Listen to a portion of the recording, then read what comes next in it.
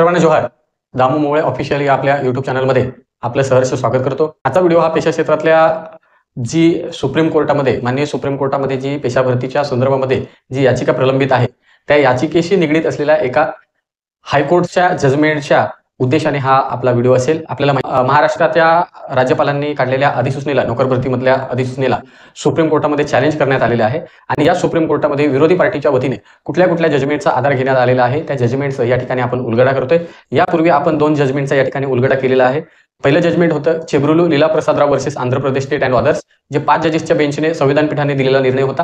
त्यानंतर Satyajit Kumar versus Jharkhand state and others, हे झारखंड राज्याचं जजमेंट होतं, जे सुप्रीम कोर्टाने 2022ला त्याचं जजमेंट दिलं. आणि आता जे तिसरं जजमेंट आहे ते सत्यजित कुमार वर्सेस झारखंड केस, हे सुप्रीम कोर्टामधलं मॅटर आहे. तत्पूर्वी हायकोर्टमध्ये जे मॅटर गेलं होतं, त्या हायकोर्टमध्ये जे मॅटर गेलं त्याचं नाव होतं सोनी कुमारी वर्सेस झारखंड स्टेट. आता या सोनी कुमारी वर्सेस झारखंड स्टेट या हायकोर्टच्या रांची, हे जे हायकोर्ट आहे त्या हायकोर्टमध्ये नेमकं हे जजमेंट आलं, तर त्या जजमेंटमध्ये नेमकं काय सांगितलं गेलं.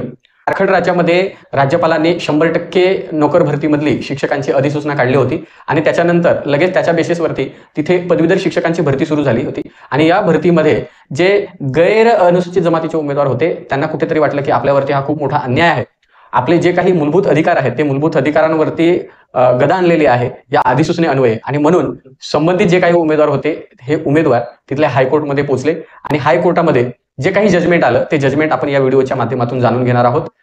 तत्पूर्वी जर तुम्ही चॅनलला नवीन असाल तर चॅनलला सबस्क्राईब करायला विसरू नका, चॅनलला लाईक करा आणि जास्तीत जास्त हा व्हिडिओ शेअर करा. आता या व्हिडिओमध्ये आपण काय बघणार आहोत, तर या केसची पार्श्वभूमी काय होती, पार्श्वभूमी आपण समजून घेतल्यानंतर झारखंड सरकारने आणि राज्यपालांनी जे 100% पदभरतीची पेशा क्षेत्रामध्ये आणि ती पण 13 जिल्ह्यांमध्ये जी अधिसूचना आणली होती स्थानिक रहिवाशांना, स्थानिक एसटीच्या लोकांना, तर त्यामध्ये कोणते कोणते मुद्दे चर्चेला आले, त्यानंतर त्या चर्चेवरती माननीय कोर्टाने काय भाष्य केलं, शासनाच्या वतीने आणि विरोधी पार्टीच्या वतीने काय युक्तिवाद केले गेले, त्यानंतर माननीय कोर्टाने त्याच्यावरती काय निर्णय दिला, याची माहिती आपण या व्हिडिओच्या माध्यमातून घेणार आहोत. तर चला व्हिडिओला वेळ न घालवता सुरुवात करूया. आपल्या स्क्रीनवरती एक थंबनेल दिसतंय, ज्यामध्ये पेसा पदभरती याचिका सोनी कुमारी वर्सेस झारखंड सरकार आणि तेथील हायकोर्टाचा जो निर्णय आहे तो आपल्या महाराष्ट्राच्या पेसा पदभरतीवरती काय परिणाम करून जाणार आहे, भाग 3 जाणून घेणार आहोत.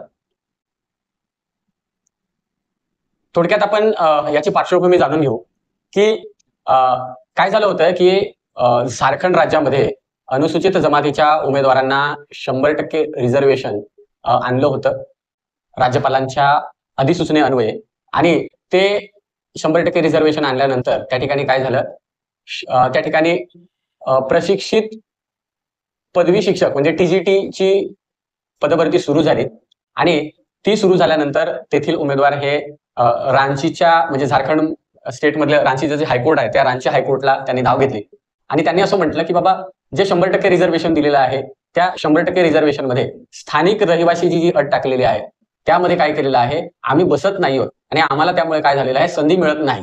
यामध्ये अशी गोष्ट झालेली आहे की त्या स्थानिक जे उमेदवार आहेत त्या स्थानिक उमेदवारांना त्या ठिकाणी मार्क कमी आहे, म्हणजे गुणवत्तेचा मुद्दा जेव्हा पुढे आला त्यावेळेस असं म्हटलं गेलं की बाबा त्यांना मार्क कमी आहेत, गुणवत्ता त्यांची कमी आहे, आम्हाला चांगले मार्क आहेत, चांगले मार्क असून सुद्धा त्या ठिकाणी आम्हाला डावलण्यात आलेलं आहे. कारण त्या ठिकाणी काय केलेलं आहे, राज्यपालांनी काय केलेलं आहे, 100%ची अधिसूचना आणलेली आहे आणि त्या ठिकाणी असं म्हटलेलं आहे की 26 जानेवारी 1950 पासूनचा त्या ठिकाणचा तो स्थानिक रहिवासी पाहिजे अशा पद्धतीने अट टाकलेली आहे आणि त्याच जिल्ह्यातला स्थानिक उमेदवार त्या ठिकाणी अर्ज करणार आहे. त्यामुळे जे गैर अनुसूचित जमातीचे उमेदवार आहेत त्यांना या भरती प्रक्रियेला सामोरं जाताना खूप अडचणी निर्माण होत आहेत, त्यांना या भरती प्रक्रियेतून बाद करण्यात आलेला आहे. आता याचिकाकर्त्यांनी नेमका काय दावा केलाय ते आपण थोडक्यात बघू. जे पातळ असूनही केवळ स्थानिकचा जो मुद्दा लावून धरलेला आहे, स्थानिक जो मुद्दा आहे त्या मुद्द्याला अनुसरून आम्हाला काय केलेलं आहे, संधीपासून नाकारलेला आहे. म्हणजे स्थानिकच उमेदवारांनी अर्ज करायचे, स्थानिकच उमेदवारांची भरती होणार, बाकीच्या गैर अनुसूचित जमातीच्या उमेदवारांची भरती होणार नाही, त्यामुळे आम्हाला संधी जी आहे ती संधी नाकारलेली आहे असं त्यांचं म्हणणं आहे. जे झारखंडचं जे तिथलं कमिशन आहे त्या कमिशनने या प्रक्रियेमध्ये, निवड प्रक्रियेमध्ये पारदर्शक काम केलेलं नाही. म्हणजे मगाशी सांगितल्याप्रमाणे की कमी मार्क असून सुद्धा त्या ठिकाणी त्यांना संधी मिळाली आणि मार्क असून सुद्धा, चांगले मार्क असून सुद्धा त्यांना संधी मिळाली नाही असं त्यांचं एकंदरीत म्हणणं आहे. त्यानंतर त्यांनी काय केलं की आयोगाने काय केलेलं आहे की संविधानातील जे मूलभूत हक्क आहेत म्हणजे फंडामेंटल राईट्स जे आहेत त्या फंडामेंटल राईट्सला या ठिकाणी काय केलेलं आहे, त्याची पायमल्ली केलेली आहे, त्यांचा भंग केला आहे. म्हणजे विशेषतः जे आर्टिकल 14 आहे किंवा आर्टिकल 16 आहे याचं उल्लंघन केलेलं आहे असं एकंदरीत त्यांचं काय आलं, म्हणणं आलं याचिकाकर्त्यांच्या वतीने. आता राईट टू इक्वॅलिटी म्हणजे समानतेचं तत्व, समान संधी नोकरीसाठी जे 16चं कलम, ह्या सगळ्यांची वारंवार पुनरावृत्ती होणारच आहे मित्रांनो. कारण आपल्याला राज्यपालांनी दिलेलं रिझर्वेशन जे आहे ते रिझर्वेशन मूलभूत अधिकारांवरती गदा घालतंय, मूलभूत अधिकारांचं भंग करतंय, हक्कांचं भंग करतंय. म्हणून हे कलम 14 आणि कलम 16 या ठिकाणी मारक ठरलेलं आहे आणि त्यामुळे त्याची पुनरावृत्ती होतच राहणार आहे.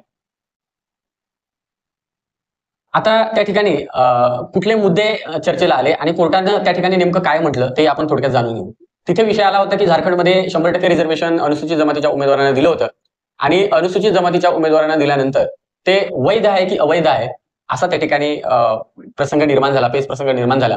आणि याच्यावरती काय झालं, माननीय हायकोर्टाने असं सांगितलं की हे जे 100%चं रिझर्वेशन आहे हे 100%चं रिझर्वेशन काय आहे, असंविधानिक आहे, बेकायदेशीर आहे आणि त्यामुळे त्यांनी काय केलं, ते असंविधानिक ठरवण्यात आलं. त्यानंतर ते जे 100% रिझर्वेशन आहे ते असंविधानिक का ठरवलं, तर आर्टिकल 16(1) व आर्टिकल 14 चा या ठिकाणी स्पष्ट भंग होतोय, भंग केला जातोय असं माननीय कोर्टाचं म्हणणं आहे.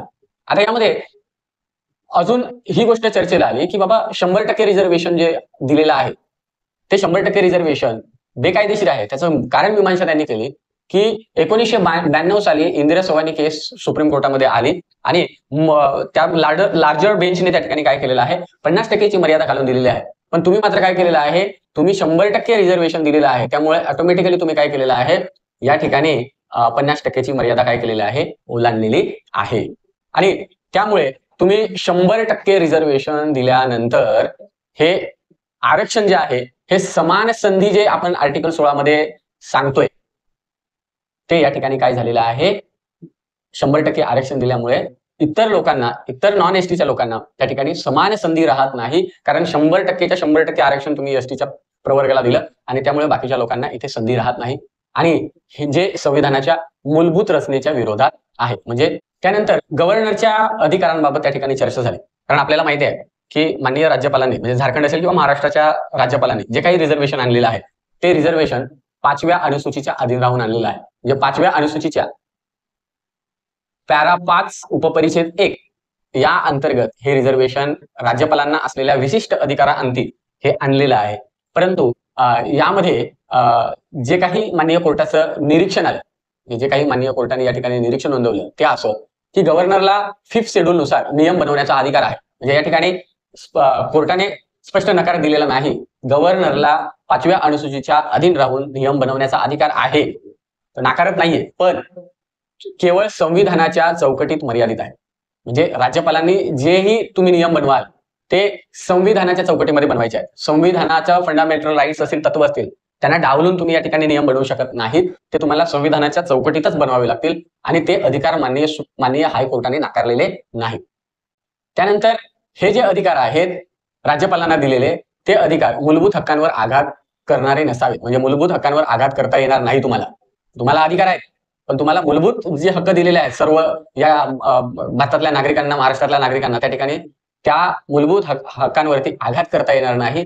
आणि या ठिकाणी त्या निर्णय देत असताना ह्या गोष्टींचं या ठिकाणी मत व्यक्त केलं.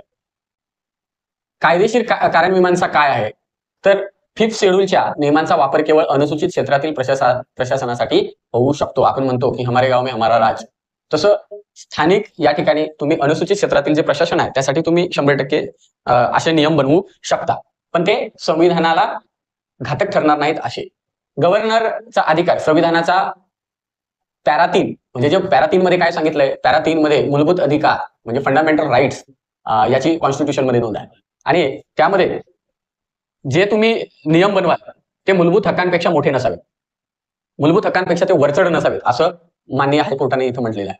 याचा अर्थच असा होतो की जे आर्टिकल 14 आहेत, आर्टिकल 15 आहे, आर्टिकल 16 आहे, जे काही फंडामेंटल राईट्स आहेत, आता नोकरीमध्ये जास्तीत जास्त 14, 15 आणि 16 या फंडामेंटल राईट्स वरती या ठिकाणी आघात होतो आणि त्यामुळे माननीय हायकोर्टाने असं म्हटलं की राज्यपालांना अधिकार आहेतच, ते आम्ही नाकारत नाही आहोत, पण जेही तुम्ही नियम बनवाल, जेही तुम्ही काही बनवत असाल, निर्णय घेत असाल, ते मूलभूत हक्कांपेक्षा वरचढ नसावेत असं त्यांनी त्या ठिकाणी म्हटलं.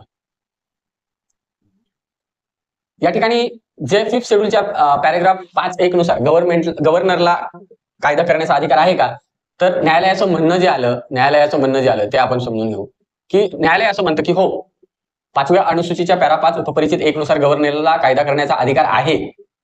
गव्हर्नरला अनुसूचित क्षेत्रासाठी नियम करण्याचा अधिकार दिलेला आहेच आम्ही, परंतु हा अधिकार जो दिलेला आहे तो मूलभूत हक्कांवर आघात करू शकत नाही असं त्यांचं एकंदरीत म्हणणं आहे. मुद्दा क्रमांक 2 मध्ये गव्हर्नरच्या अधिकारांचा वापर करून मूलभूत हक्कांवर बंधन घालता येईल का, म्हणजे गव्हर्नरला एवढे राईट्स आहेत का, एवढे अधिकार आहेत का की ते डायरेक्टली मूलभूत हक्कांवरती बंधनं घालू शकतात. तर न्यायालयाचं म्हणणं आलं की तुम्ही जे म्हणताय की या ठिकाणी गव्हर्नरच्या अधिकारांचा वापर करून मूलभूत हक्कांवर बंधनं घालता येईल का, तर अजिबात नाही. गव्हर्नरचा अधिकार मूलभूत हक्कांपेक्षा वरचढ नाही. म्हणजे कॉन्स्टिट्यूशन मध्ये जे फंडामेंटल राईट्स आहेत ते गव्हर्नरच्या अधिकारांपेक्षा वरचढ आहे असं त्या ठिकाणी म्हटलं गेलं. म्हणजे जे काही कारणमीमांसा केली त्या कारणमीमांसामध्ये असं म्हटलंय की संविधानातील पार्ट 3 म्हणजे मूलभूत अधिकार हे सर्वोच्च आहे. 5th शेड्यूल हे प्रशासकीय गरजांसाठी बनवलेलं आहे, व्यक्तीच्या मूलभूत हक्कांवर आघात करण्यासाठी नाही असं या ठिकाणी माननीय झारखंडचं हायकोर्ट म्हणते. मुद्दा 3 त्या ठिकाणी चर्चेला आला तो मला वाटतं हा आपण बघितलेला आहे 100% रिझर्वेशनचा. मुद्दा क्रमांक 4 अधिसूचना ही केवळ वर्गीकरण आहे की आरक्षण, म्हणजे काय झालं की झारखंडच्या राज्यपालांनी आणि शासनाने असं म्हटलं हायकोर्टमध्ये की ही जी आम्ही अधिसूचना आणलेली आहे ही केवळ वर्गीकरण आहे, ते आरक्षण नाहीये. आम्ही सध्या म्हणजे जसं सत्यजित कुमार वर्सेस झारखंड स्टेटमध्ये कपिल सिब्बल यांनी सुप्रीम कोर्टामध्ये जे आर्ग्युमेंट करताना म्हटलं होतं की आम्ही 10 वर्षाच्या प्रायोगिक तत्वावरती हे आणलेलं आहे आरक्षण आहे, ते वर्गीकरणात्मक आहे. 10 वर्षानंतर हे सगळं काय होणार आहे, बंद होणार आहे. यावरती माननीय न्यायालयाने काय म्हटलंय ते बघूया की ही अधिसूचना आरक्षण स्वरूपाचीच आहे. फक्त तुम्ही जे म्हणताय की हे वर्गीकरण आहे ते वर्गीकरण नाही. जर अधिसूचना इतर गटांना पूर्णपणे नाकारते, म्हणजे 100% रिझर्वेशन तुम्ही एसटीला दिलं आणि इतर जे मागासवर्ग आहेत त्या इतर मागासवर्गांना तुम्ही या ठिकाणी संधीच दिली नाही, याचा अर्थ काय झालेला आहे की अधिसूचना इतर गटांना पूर्णपणे नाकारते, तर ती आर्टिकल 16(4) अंतर्गत आरक्षण ठरतं, ते वर्गीकरण ठरत नाही असं हायकोर्ट म्हणतं. फक्त काही गटांना तुम्ही संधी दिली, इतरांना पूर्णपणे वगळलं, हे काय झालेलं आहे, जे समानतेचं तत्व आहे ते समानतेच्या तत्वाच्या विरोधात आहे, कारण तुम्ही एकाच गटाला संधी दिली. मुद्दा क्रमांक 5 तिथं आला, कारण त्या राज्यपालांच्या अधिसूचनेमध्ये पण हा मुद्दा होता. ते मुद्दे सगळे चर्चेला आले की मूळ निवासी या अटीसाठी वापरलेली जी ठराविक तारीख आहे ती कायदेशीर आहे का, म्हणजे 26 जानेवारी 1950 ही जी तारीख दिली गेली आणि त्या ठिकाणी राज्यपालांच्या अधिसूचनेमध्ये म्हटलं गेलं, शासनाच्या त्या नोटिफिकेशन मध्ये म्हटलं गेलं की तो त्या 1950 पासूनचा स्थानिक रहिवासी पाहिजे. तर याच्यावरती न्यायालयाने काय कारणमीमांसा केली ते या ठिकाणी आपण जाणून घेऊ. ते म्हणताय की मूळ निवासी या अटीसाठी वापरलेली ठराविक तारीख कायदेशीर आहे का, तर कोर्ट म्हणते नाही, वापरलेली जी कट ऑफ तारीख आहे मनमानी आणि असंविधानिक आहे. म्हणजे आर्टिकल 15 आणि 16च्या अंतर्गत मध्ये जे कोर्ट कॉन्स्टिट्यूशन काय म्हणतंय की तो त्या जिल्ह्यातला रहिवासी आहे आणि तो इतर दुसऱ्या जिल्ह्यातला रहिवासी आहे, याचा किंवा त्याचा जन्म तिकडे झालेला आहे आणि याचा जन्म ह्या जिल्ह्यात झालेला आहे, याचा अर्थ तुम्ही जन्मावरून तिथे भेदभाव करू शकत नाही असं आर्टिकल 15 सांगतं. आता यामध्ये कारणमीमांसा काय केली ते आपण थोडक्यात जाणून घेऊ की संविधानानुसार कोणतीही अट तर्कसंगत, पारदर्शक आणि सार्वत्रिक असली पाहिजे. तुम्ही जी येथे वापरलेली जी तारीख आहे ती आर्टिकल 14च्या आर्टिकल 15च्या विरोधात आहे असं त्या ठिकाणी हायकोर्ट म्हणतं. मुद्दा क्रमांक 6 स्थानिक उमेदवारांसाठी राखीव जागा ठेवणं म्हणजे संपूर्णपणे इतरांना वगळणे योग्य आहे का. म्हणजे आपल्याला माहिती आहे की राज्यपालांच्या अधिसूचनेमध्ये असं म्हटलंय की त्या जिल्ह्यातला स्थानिक उमेदवार पाहिजे. मग त्या ठिकाणी प्रश्न असा निर्माण झाला की स्थानिक उमेदवारांसाठीच 100% राखीव जागा ठेवल्या, मग संपूर्णपणे इतरांना त्या ठिकाणी वगळलेलं आहे ते योग्य आहे का, तर या ठिकाणी कोर्ट म्हणते अजिबात नाही, हे संपूर्णपणे इतर उमेदवारांना वगळते म्हणूनच ते असंविधानिक आहे असं त्यांचं एकंदरीत म्हणणं आहे. कारण मीमांसा काय केली गेली, आरक्षण ही जी पद्धत आणली ही पद्धत समान संधी देणारी असली पाहिजे म्हणून आम्ही आणली, म्हणजे सगळ्यांना समान संधी असायला हवी म्हणून कॉन्स्टिट्यूशन मध्ये आरक्षणाची तरतूद केली गेली.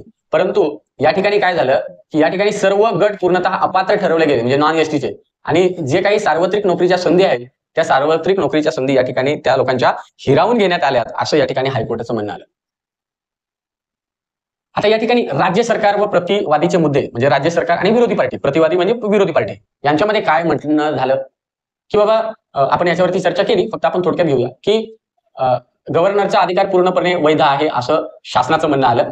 कारण 5th शेड्यूलच्या पॅराग्राफ 5 उपपरिच्छेद 1 नुसार गव्हर्नरला विशेष असे स्वतंत्र अधिकार आहेत आणि ते स्वतंत्र अधिसूचना काढू शकतात असं या ठिकाणी शासनाच्या वतीने त्या ठिकाणी म्हटलं गेलं. त्यानंतर त्यांनी हा एक रेफरन्स दिला की आर्टिकल 15(4) आणि आर्टिकल 16(46) आधार घेऊन अनुसूचित जाती जमाती व इतर वर्गांसाठी विशेष तरतुदी करता येतात. त्यामुळे निवासाधारित आरक्षण हे घटनात्मक आहे असं त्या ठिकाणी म्हटलं. निवासाधारित म्हणजे काय, की तिथला स्थानिकच रहिवासी पाहिजे. हे जे आरक्षण आम्ही दिलेलं आहे ते आरक्षण घटनात्मक आहे असं या ठिकाणी शासनाचं म्हणणं आलं. त्यानंतर तिसरा मुद्दा त्या ठिकाणी असं म्हटलं गेलं की बाबा असं प्रकरण पूर्वीही आलं होतं, म्हणजे झारखंडमध्ये याआधी पण अशा नियुक्त्या दिल्या गेलेल्या आहेत आणि सर्वोच्च न्यायालयाने ते वैध ठरवलेलं आहे. ते प्रकरण आहे राकेश कुमार वर्सेस झारखंड स्टेट. आपण राकेश कुमार वर्सेस झारखंड केस या ठिकाणी चर्चेला आणू पुढे, म्हणजे ते आपल्या बाजूने आहे एकंदरीत. याचिकाकर्त्यांचे काय, म्हणजे मगाशी आपण बघितले ते शासनाच्या वतीचे म्हणणे होते आणि याचिकाकर्त्यांनी मुद्दे आणले. आर्ग्युमेंट्स बाय पिटिशनरांनी काय केलं आर्ग्युमेंट्स ते आपण बघू. त्यांनी असं म्हटलेलं आहे की 100% आरक्षण हे असंविधानिक आहे. आर्टिकल 14, 16(1), 16(2) यांचा भंग करणारा आहे. आणि जो इंदिरा सवानी केसचं जे जजमेंट आलेलं आहे किंवा प्रदीप जैन, कैलासचंद शर्मा या ठिकाणी जे 50%ची मर्यादा घालून दिलेली आहे, म्हणजे आताच्या घडीला इंदिरा सवानी केस, प्रदीप जैन आणि कैलासचंद शर्मा या केसमध्ये माननीय कोर्टाने, सुप्रीम कोर्टाने या ठिकाणी 50%ची मर्यादा घालून दिलेली आहे आणि या ठिकाणी मात्र काय झालेलं आहे, 100% रिझर्वेशन दिलेलं आहे. त्यामुळे माननीय सुप्रीम कोर्टाने दिलेल्या जजमेंटचं उल्लंघन आहे, जे नियमावली घालून दिलेली त्याचं उल्लंघन आहे असं याचिकाकर्त्यांच्या वतीने बाजू मांडली. अशी पण पुढे मुद्दा आला की 5व्या अनुसूचीचा वापर करून मूलभूत हक्कांवरती गदा आणू शकत नाही किंवा मूलभूत जे हक्क दिलेले आहेत सर्वांसाठी, सर्व नागरिकांना दिलेले आहेत, ते मूलभूत हक्क काढून घेता येत नाही. 100% रिझर्वेशन तुम्ही दिला, परंतु त्या स्थानिक रहिवाशांना दिलात, त्या जिल्ह्यातला स्थानिक रहिवाशी आहे त्यालाच दिलात. त्याच्याने काय झालं की जे काही आर्टिकल 14 आणि आर्टिकल 16 या दोन्हीही आर्टिकल्सचं कलमांचं या ठिकाणी जे मूलभूत अधिकारांमध्ये येतात त्या मूलभूत अधिकारांचं हनन झालेलं आहे असं त्या ठिकाणी विरोधी पार्टीचं म्हणणं आलं. त्यानंतर जे आर्टिकल 13(2) नुसार मूलभूत हक्कांवर कोणताही कायदा येऊ शकत नाही. म्हणजे जे आर्टिकल 13 आहे त्या आर्टिकल 13(2) मध्ये असं म्हटलं गेलेलं आहे कॉन्स्टिट्यूशन मध्ये की मूलभूत हक्कांवरती गदा आणणारा कुठलाही कायदा करता येणार नाही. आणि त्यामुळे 100%चं जे रिझर्वेशन आणलेलं आहे ते 100%चं रिझर्वेशन हे डायरेक्टली आर्टिकल 13(2)चं उल्लंघन करणार आहे असं या ठिकाणी म्हटलं गेलं. आता थोडक्यात आपण त्याची पार्श्वभूमी बघितली. त्यानंतर सुप्रीम कोर्टामध्ये माननीय हायकोर्टमध्ये कुठले मुद्दे चर्चेला आले त्याच्यावरती कोर्टाचे कारण मीमांसा काय ते बघितलं. याचिकाकर्ते, विरोधी पार्टी आणि शासन यांचं आर्ग्युमेंट थोडक्यात बघितलं. आता माननीय हायकोर्ट, झारखंडच्या उच्च न्यायालयाने अंतिम निर्णय काय दिला तो निर्णय आपण बघूया. ती केस होती writ petition civil number 1387 of 2017 आणि तत्सम याचिकाकर्ते. कारण या याचिकाकर्त्यांमध्ये जवळजवळ 1600च्या वर मुलांनी काय केलं होतं, इंटरव्हेनर झाले होते, इंटरव्हेशनल याचिका दाखल केली होती. आता यामध्ये माननीय कोर्टाने काय ठरवलं की हे जे 100% दिलेलं आरक्षण आहे हे असंविधानिक आहे. त्यानंतर केवळ तुम्ही जे स्थानिक रहिवाशींना दिलेलं आहे, स्थानिक रहिवासी उमेदवारांसाठी राखीव ठेवलेले 100% आरक्षण आहे, ही नोकरीची धोरणात्मक अधिसूचना रद्द केलेली आहे, आम्ही आता रद्द करतोय असं त्यांचं म्हणणं आलं. त्यानंतर दुसरा मुद्दा तिथे आला की गव्हर्नरच्या अधिकाराला घटना सीमित मर्यादा आहेत. न्यायालयाने स्पष्ट केले की गव्हर्नरचे अधिकार हे मूलभूत अधिकारांपेक्षा वरचढ नाहीत, त्यामुळे मूलभूत अधिकारच सर्वतोपरी आहेत. त्यामुळे हे जे आरक्षण आणलेलं आहे थेट मूलभूत हक्कांवरती या ठिकाणी मूलभूत हक्कांपेक्षा वरचढ जाते आणि त्यामुळे त्या ठिकाणी ते रद्द केलं. 5th शेड्यूलच्या अंतर्गत जरी त्याला काही विशेष अधिकार असले म्हणजे राज्यपालांना, तरी आर्टिकल 14 आणि आर्टिकल 16चा भंग करता येणार नाही. म्हणजे डायरेक्टली मूलभूत अधिकारांच्या अगेन्स्ट जाऊन कुठलाही कायदा करता येणार नाही असं त्यांचं या ठिकाणी म्हणणं आलं. निवासवर आधारित बंदी जी घातली होती, म्हणजे फक्त त्याच जिल्ह्यातला स्थानिक उमेदवार पाहिजे, तर त्या ठिकाणी ती जी बंदी घातली होती ती बंदी माननीय हायकोर्टाने ती रद्द केली. हे चुकीचं झालेलं आहे. आणि त्यांनी काय सांगितलं माननीय हायकोर्टाने की तुम्ही काय करा, फेर विचार करा. सरकारने आणि आयोगाला तसे निर्देश दिले की योग्य उमेदवारांना संधी मिळाली पाहिजे आणि यामध्ये तपासणी करा, फेरविचार करा आणि तशा पद्धतीचे आदेश दिले. आता नियुक्ती झालेल्या काही उमेदवारांच्या बाबतीतही तपासणीचे आदेश दिले त्यांनी. यामध्ये नेमकं काय झालं की 2017ला हे प्रकरण हायकोर्टमध्ये गेलं आणि हायकोर्टमध्ये गेल्यानंतर त्याचं जजमेंट जे आले ते 2020-21ला जजमेंट आलं आणि त्याचा निकाल राखून ठेवण्यात आला होता. म्हणजे जवळजवळ 17 पासून ते प्रकरण हायकोर्टमध्ये चाललं, परंतु त्या ठिकाणी ते निकाल त्याचा बाकी होता. त्याचं कारण असं होतं की 2000 सालापासून चेब्रुलू नावाचं जजमेंट, चेब्रुलू नावाचा व्यक्ती त्या ठिकाणी सुप्रीम कोर्टामध्ये दाखल झाला होता आणि ते प्रकरण आणि झारखंड मधलं प्रकरण सेम आहे. तिथे आणलेली आरक्षण, तिथे आणलेली राज्यपालांनी अधिसूचना, झारखंडमध्ये आणलेली अधिसूचना, हे सगळं सेम प्रकरण आहे. आणि त्यामुळे चेब्रुलूच्या जजमेंटचा निकाल बाकी होता. निकाल त्या ठिकाणी राखीव ठेवण्यात आला होता आणि त्यामुळे हायकोर्टाने अंतिम निकाल देणं टाळलं होतं. आणि जसं चेब्रुलूचं जजमेंट त्या ठिकाणी आलं तसं त्या ठिकाणी त्याच्या बेसिसवरती माननीय हायकोर्टाने निर्णय दिला आणि जे राज्यपालांनी दिलेलं जे रिझर्वेशन होतं ते रिझर्वेशन या ठिकाणी काय केलं, पूर्णतः रद्द केलं. ज्या नियुक्त्या झाल्या होत्या त्या रद्द केल्या आणि त्यामुळे या ठिकाणी काय झालं, हे प्रकरण नंतर पुन्हा सुप्रीम कोर्टामध्ये गेलं. आता न्यायालयाचा जे काही जजमेंट आलं त्याच्यातल्या थोडक्यात अपॉइंटमेंटच्या बाबतीमध्ये म्हटलं होतं की ज्या अधिसूचना जाहिरातीनुसार, म्हणजे राज्यपालांनी जे काही अधिसूचना काढली होती आणि नंतर जाहिरात आली होती त्यानुसार ज्या नियुक्त्या करण्यात आल्या ती संपूर्णच रद्द करण्यात येत आहे असं माननीय हायकोर्टाने म्हटलं. आणि आयोगाला व राज्य सरकारला असे आदेश दिले की नवीन मेरिट लिस्ट तयार करा आणि त्यानुसार नवीन नियुक्त्या कराव्यात असं त्या ठिकाणी निर्देश दिले. तर मित्रांनो, या ठिकाणी ही जी याचिका होती सोनी कुमारी वर्सेस झारखंड सरकार, तर या केसचा महाराष्ट्राच्या पेशा भरतीवरती काय थेट परिणाम होऊ शकतो, तर सत्यजित कुमार वर्सेस झारखंड स्टेटच्या अगोदर सत्यजित कुमार चे जे मॅटर सुप्रीम कोर्टामध्ये गेलं त्याच्या अगोदर सोनी कुमारी नावाची मुलगी ही तिथल्या हायकोर्टमध्ये रांचीच्या पोहोचली होती झारखंडच्या. आणि हायकोर्टाने डिसिजन जे अनुसूचित जमातीचे उमेदवार होते ज्यांची निवड झाली होती आणि म्हणजे सरकारच्या विरोधात दिलं. आणि मग सरकारच्या विरोधात दिल्यानंतर ज्यांच्या नियुक्त्या रद्द करण्यात आल्या होत्या ते आणि माननीय सरकार असेल यांनी सुप्रीम कोर्टामध्ये धाव घेतली आणि सुप्रीम कोर्टामध्ये जवळजवळ 2022 साली ते सत्यजित कुमार वर्सेस झारखंड स्टेटचं ते जजमेंट आलं.